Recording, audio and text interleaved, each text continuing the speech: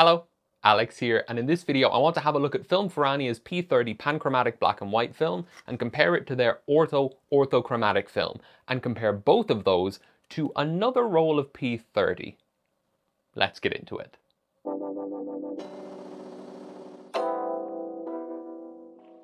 Released at the turn of the decade, P30 was the first product from the new Film Ferrania company, reborn from the ashes of the original Ferrania company, known for various products including their colour line of Solaris films. This new company, which I have a bad habit of saying Ferrania instead of Film Ferrania, so I'm talking about the new company, had very grandiose plans to produce a line of colour reversal slide films ranging from 64D to 800T in stills and cine formats right off the bat.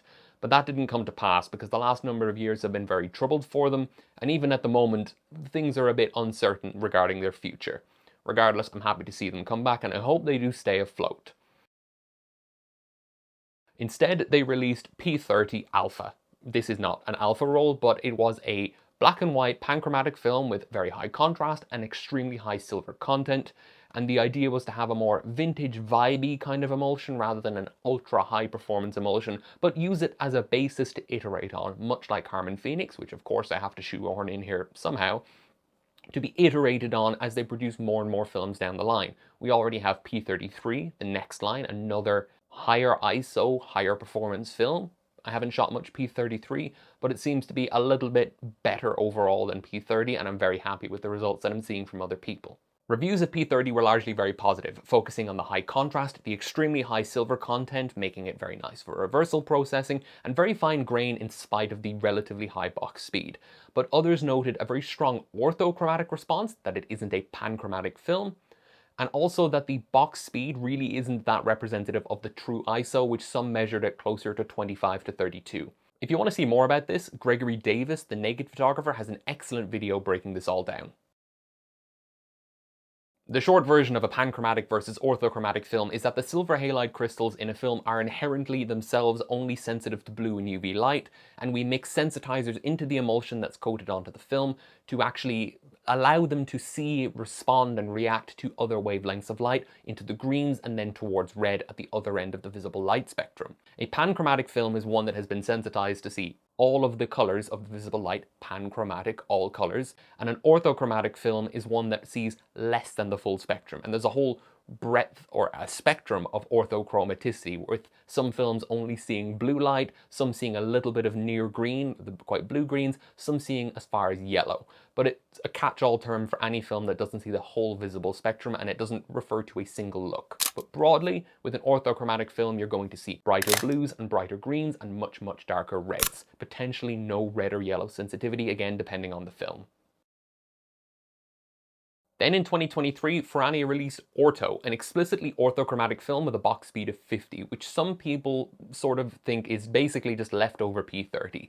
The sort of aggregate speculation from what I've seen online and talking to people is that Ferrania had improved the spectral response of P30 to make it more panchromatic, and then took leftover unsold P30 and just repackaged it as Orto, citing a lower box speed that's closer to the true ISO, and just admitting that it's orthochromatic. And I don't really put too much stock in that because all of my P30 that I've shot normally has been quite orthochromatic, with dark reds and even some dark greens in some cases. And I just don't really think it's quite what people are saying. There might have been a shift in the right direction, but it's definitely still quite an orthochromatic film in some of the later batches, so I don't really believe people there. So to look into this, I picked up a roll each of P30 and Orto from a 2024 batch, not the last batch, but one of the later batches, as well as one of the first non-alpha batches of P30 that I bought from a friend. The difference between these rolls is quite obvious if you happen to have stock at home, because the older batches come in an Ilford-style plastic container without a label, and the canisters themselves have a black cap rather than a silver cap. I set up my usual test scene downstairs, bracketing each of the 3 films in whole stop steps, using 50 as my sort of reference, and then tried shooting them with a yellow number 15 filter as well. This is a 510 nanometer long pass filter that completely blocks light shorter wavelength than 510 nanometers. So this would help accentuate the cutoff between the ortho and panchromatic films, assuming the density or the spectral sensitivity is similar in that sort of region, allowing me to more clearly see the differences in their spectral response. For those interested, the full details of how I went about this are on screen now in terms of equipment, development, and scanning. Although the negative density is more or less on par at a glance, the density of the newer P30 is definitely slightly greater than the old P30 and the Orto. It's a bit subtle, but it's there, and if I flick back and forth but not too quickly, you can see the difference. I developed for EI50 based on past experience shooting P30 normally, and that worked well for all three, with 25 being too bright and 100 too dark. The grain structure is similar across all three strips, but, and I hope you can see this in the video, Orto does have smoother grain with a bit less acutance. Looking at the color chart and using HP5 as a reference, both P30 and Orto have significantly darker reds, pinks, and oranges, showing that neither is truly panchromatic. Orto has brighter greens and yellows than P30, on par with HP5 even, and much darker reds than P30, so it has a much more orthochromatic response, or more ortho character, than P30 does. For the shots with the yellow filter, +2 EV was definitely a little thin, but +4 was far too much, and the negative density is actually broadly similar across the board, accounting for the difference in sensitivity to any given colors when using the yellow 15. The pure blue square is basically black because a yellow 15 again is a long pass filter that blocks blue light. The other blues are still visible because they're mixed shades though, with a little bit of green mixed in. The higher sensitivity of P30 towards red is made more visible here, seen in the red, pink and orange patches, which are darker in Orto, but Orto retains brighter greens, showing again how orthochromatic it is, most visible in that evergreen mixed patch. Lastly, comparing the new and old P30, it's pretty clear that there is a slight increase in panchromaticity from the old stuff to the new stuff, with the pink, orange and red squares being slightly brighter with the new P30 than they are with the old P30.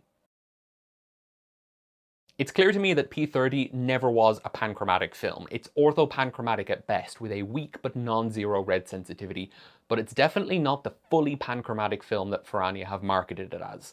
Orto, on the other hand, is a distinctly orthochromatic film with good blue and green sensitivity. It's not just blue sensitive. I like some green sensitivity in my Ortho film. It's very confusing trying to say. I don't like that name.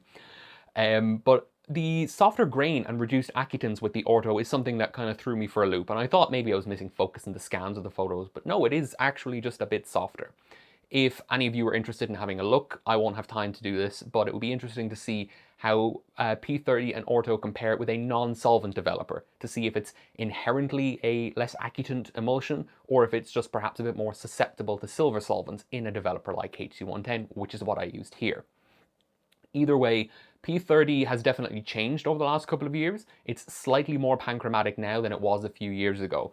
I mentioned obviously the increased red sensitivity, but there is a slight difference or slight relative reduction in green sensitivity as well. It's very minor and it might be hard to see in the video, but I do see it in the negatives.